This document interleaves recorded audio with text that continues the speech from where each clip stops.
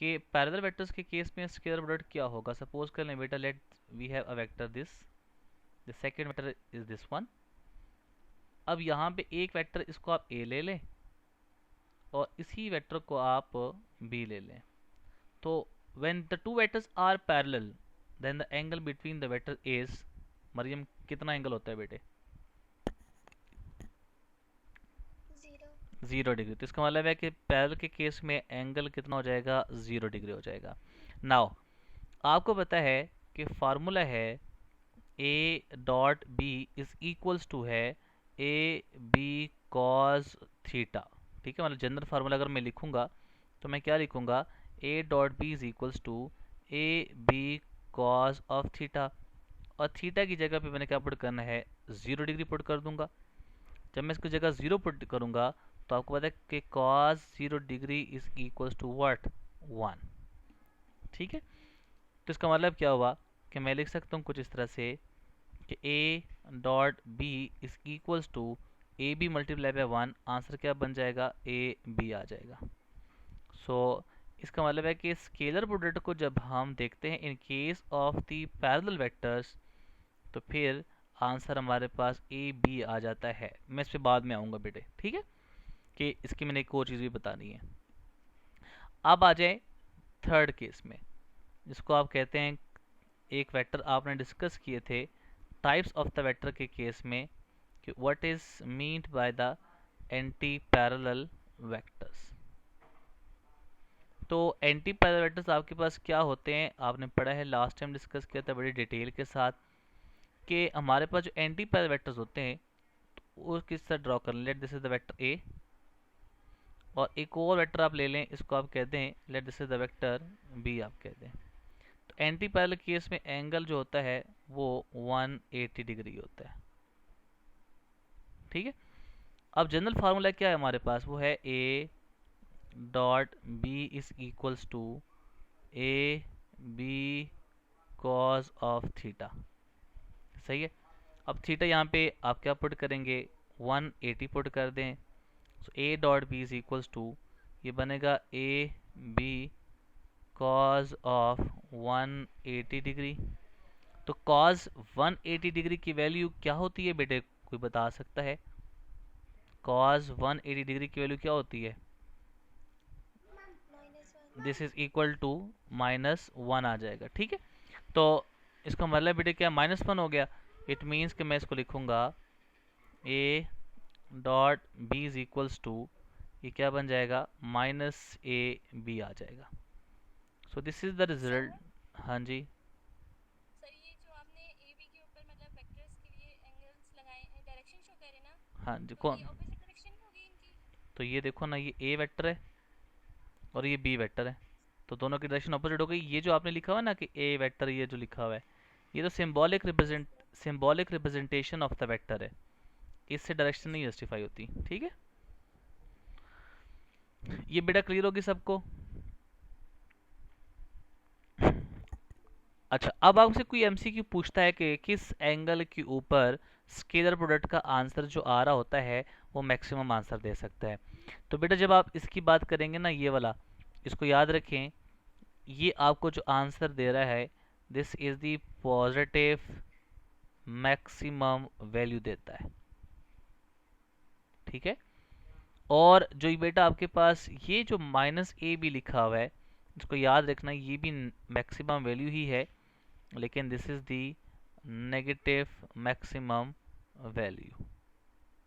ठीक है, तो 0 डिग्री के ऊपर पॉजिटिव मैक्सिमम वैल्यू आता है और 180 डिग्री के ऊपर आपके पास क्या आंसर आ जाएगा? वो नेगेटिव मैक्सिमम वैल्यू आंसर देगा।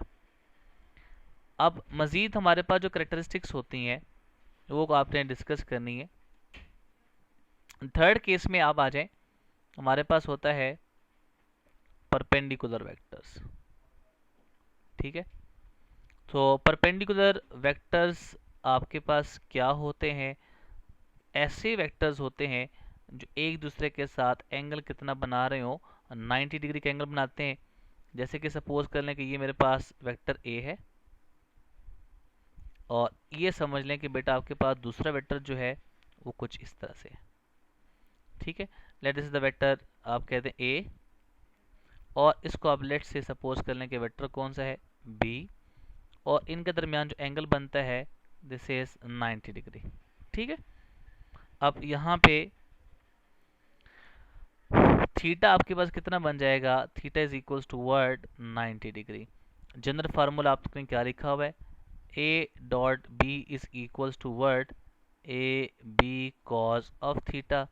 इस थीटा की जगह पे आप 90 डिग्री पुट कर दें, ये बनेगा a dot B is equals to a b cos of 90 degree. So cos 90 degree की वैल्यू क्या होती है, ज़ीरो होती है। तो इसका मतलब क्या हुआ कि a dot B is equals to a b, और इनटू क्या बनेगा ज़ीरो।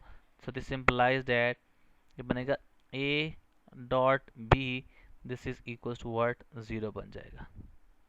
सो ये जो वैल्यू आपको दे रहा है इसको आप कहेंगे कि इस एंगल के ऊपर आपको जो आंसर मिल रहा है वो मिनिमम वैल्यू दे रहा है। सो 0 डिग्री के ऊपर पॉजिटिव मैक्सिमम वैल्यू, 180 डिग्री के ऊपर नेगेटिव मैक्सिमम वैल्यू, और 90 डिग्री के ऊपर तो फिर आपका क्या मिलेगा, वो मिनिमम वैल्यू दे सकता है। ठीक, ये आपके पास हो गया। इसके बाद आप आ जाएं किसके, लेट्स से आपके पास है नेक्स्ट कैरेक्टरिस्टिक्स आप लिख सकते हैं in case of unit vector, आप लिख लें बेशक। ठीक है, in case of unit vectors. अच्छा, in case of unit vector, बेटा आपने लास्ट टाइम डिस्कस किया था कि यूनिट वेक्टर हमारे पास क्या होते हैं। आपने डिस्कस किया था कुछ इस तरह से कि let we have axis, this is the एक एक्सिस की बात कर लें, ये आप सेकेंड एक्सिस की बात कर लें, और late this is the third axis. ठीक है, इसको आप कहते हैं लेट्स से बेटा आपके पास ये एक्स एक्सिस हो गया, ये आपके पास Y axis, and this one is the Z axis. तो along X axis unit vector क्या था वकार जी, उमामा वकार।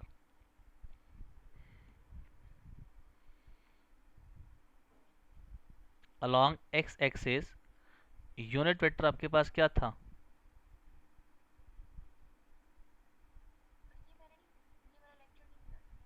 जी बेटे Shaban Ahmad.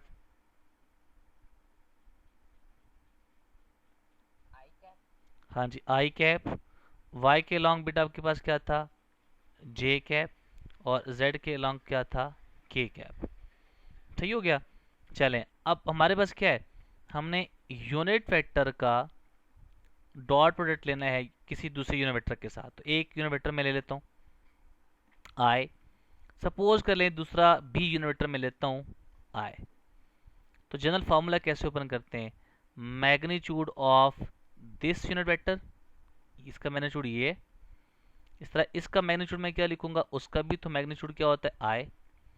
Show cause of क्या बनेगा, थीटा बन जाएगा।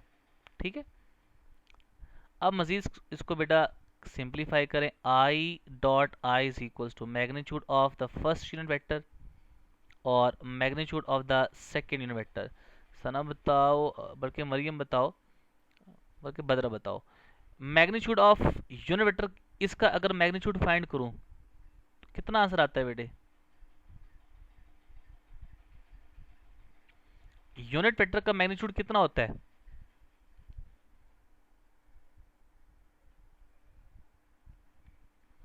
जी जकरिया।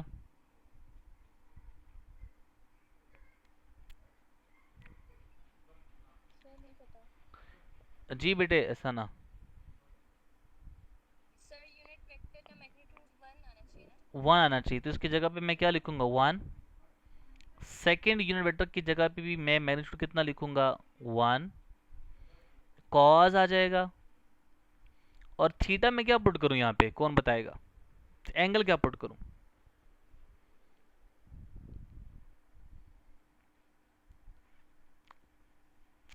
हाँ जी, एंगल कितना आना चाहिए, देखो इधर ये यूनिट वेक्टर है जो कि अलॉन्ग एक्स एक्सिस जा रहा है आई, तो भाई दूसरा यूनिट वेक्टर जो होगा जो कि आई होगा वो भी तो किसके अलॉन्ग एक्सिस जा रहा होगा, एक्स एक्सिस के। अब एंगल बताए क्या पुट करूं,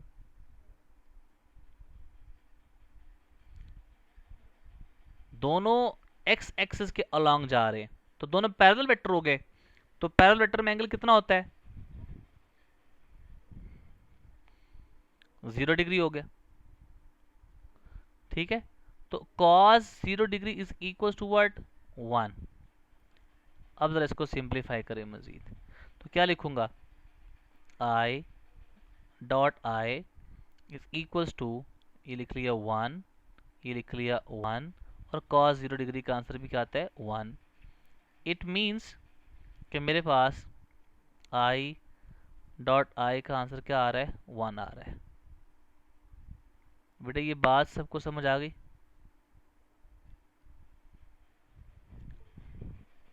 क्लियर बेटे सबको। चलें देखें, i dot i is equals to j dot j is equals to k dot k, इसका आंसर क्या आएगा 1, ये हमेशा क्या आएगा 1 आ जाएगा। ठीक है, अगर मैं इफ i यूनिट वेक्टर का j के साथ में लेता हूं तो कैसे लिखूंगा, magnitude of the vector i, magnitude of the vector j into क्या लिखूंगा, cos of theta. So i dot j, Mariam i का मैग्नीट्यूड कितना होता है बेटे, i यूनिट वेक्टर का 1 लिख लिया, j का भी कितना होता है 1। मरियम बेटे बताओ एंगल कितना पुट करूं यहाँ पे अब, 90 डिग्री। क्यों बेटे, क्योंकि यहाँ पे एक x एक्सिस के अलॉन्ग i है और j के अलॉन्ग सॉरी y के अलॉन्ग j है, इनका आपस में एंगल कितना होता है 90 डिग्री। वेरी गुड बेटे, तो cos 90 डिग्री की वैल्यू कितनी होती है, 0 डिग्री होती है। इट मीन्स कि cos 90 0 हो गया, so i dot j anything multiply by 0 is equals to what, 0। इसका मतलब है कि मैं एक सेंटेंस लिख सकता हूँ यहाँ पे कि i dot j, j dot k, k dot i, इन सब का आंसर क्या बनेगा 0। सिमिलर यूनिट वेक्टर का आंसर 1 आएगा। अगर आप किसी एक यूनिट वेक्टर का किसी और यूनिट वेक्टर के साथ आंसर लिखेंगे तो उसका क्या बनेगा, आंसर 0 बन जाएगा। तो इस बात को बेटे आपने जहन में रखना है। बेटे सबको क्लियर होगी बेटे ये बात।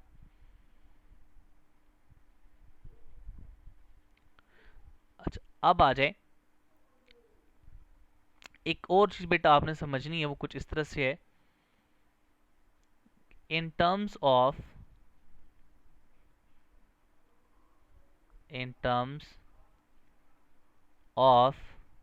रेक्टेंगुलर कंपोनेंट्स, मतलब कि इससे पहले एक और चीज, एमसीक्यू आता है ये कि self dot product of vector, ठीक है, self dot product of the vector is, it means कि आपके पास क्या था, आपके पास था वेक्टर ए और उसके साथ ए को ही मल्टीप्लाई करना है।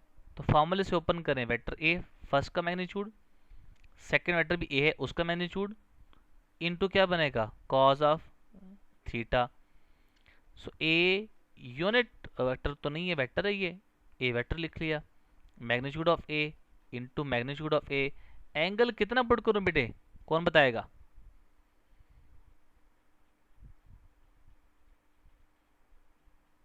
भाई एक यूनिट एक वेक्टर आपके पास ये ए है, इसी वेक्टर का एक साथ ही लेना, तो बेटा उसी का वेक्टर ए भी किधर होगा, इसी डायरेक्शन में होगा ना।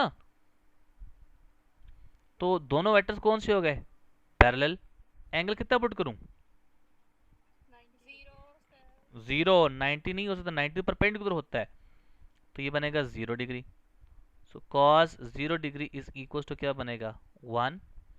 दिस इम्प्लाइज डैट आप लिखेंगे A dot A is equals to A into A, क्या बनेगा, ए स्केयर, और आगे बेटा आपके पास क्या है, 1। सो this implies that vector A का अगर मैं सेल्फ डॉट प्रोडक्ट लेता हूँ ए के साथ, तो उसका आंसर क्या बनेगा, ए स्केयर बन जाएगा। सो ये आपका एक बड़ा इंपॉर्टेंट एमसीक्यू हो जाता है यहाँ से, ठीक है। अब आ जाए इन कंपोनेंट्स की फॉर्म पे, इन केस ऑफ रेक्टेंगुलर कंपोनेंट्स, ठीक है, रेक्टेंगुलर कंपोनेंट्स। इट मीन्स कि मेरे पास सपोज कर लो कि एक वेक्टर है, लेट्स से वेक्टर ए मेरे पास है, A is equals to A X, मुझे गिवन है इसका, ठीक है, A X into I plus A Y into J plus A Z into K. एक और वेक्टर मैं ले रहा हूँ, बी वेक्टर, उसका एक्स कंपोनेंट होगा B X into I plus B Y into J plus B Z into क्या बनेगा, के बन जाएगा। अब आपने इन दोनों का क्या लेना है, प्रोडक्ट लेना है, ठीक है। सो आप लिख लें a dot B is equals to, सबसे पहले आप ए का सारा लिख लें, तो ये मैं ए को इससे लिखता हूँ, बनेगा a X into I plus A Y into J plus A Z into के बन जाएगा। इसका आप डॉट प्रोडक्ट ले रहे हैं किसके साथ, बी के साथ, तो बी को लिख लें बी एक्स इंटू आई B Y into J plus B Z into के बनेगा, ठीक है। अब ज़रा देखें, आपने सिर्फ मल्टीप्लाई करना है, तो बेटा कैसे करेंगे, आपको याद है ना, आई डॉट आई जे डॉट जे और के डॉट के, इसका आंसर क्या आता है, 1। इसके अलावा आई को जे से मल्टीप्लाई करें, जे का डॉट प्रोडक्ट ले रहे हैं किससे, के साथ, या के का मैं डॉट प्रोडक्ट लगता हूँ आई के साथ, इसका आंसर क्या आता था, 0, because these are perpendicular vectors.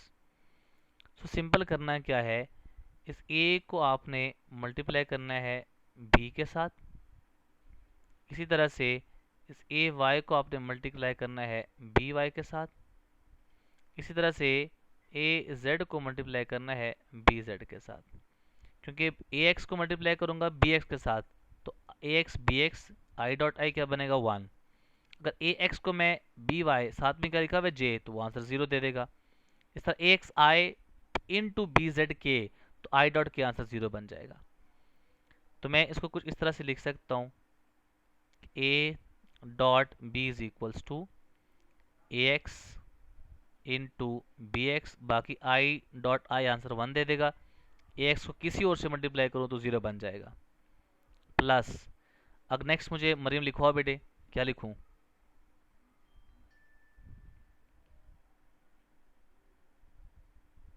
जी बेटा, ए वाई इंटू आपका आ जाएगा बी वाई प्लस, नेक्स्ट लिखवाएं बेटा उमामा,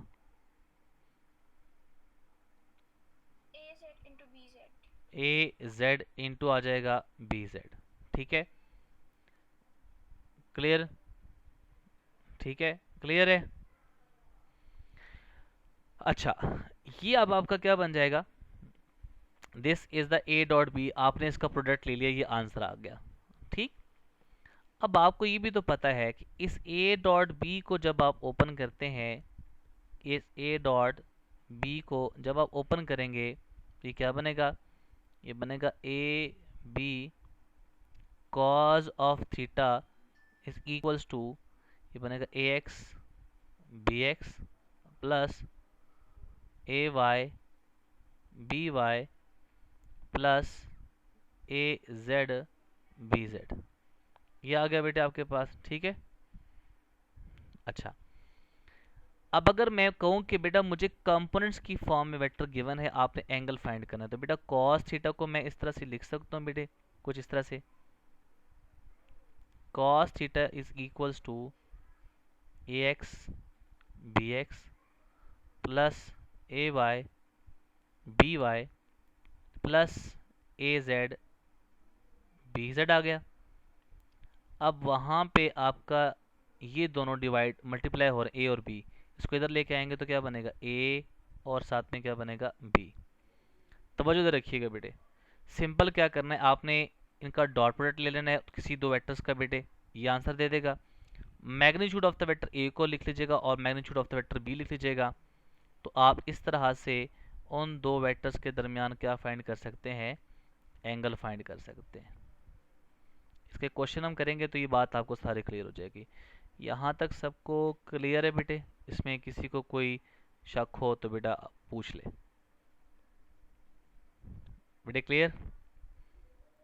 इसको रिवाइज लाजमी करना है, कल हम इसको इम्प्लीमेंट करेंगे सारी चीज़ों को, हमने क्वेश्चंस करने हैं इसके बेटे, ताकि वो चीज़ें आपको सारी पता हो, ठीक है बेटे? क्लियर?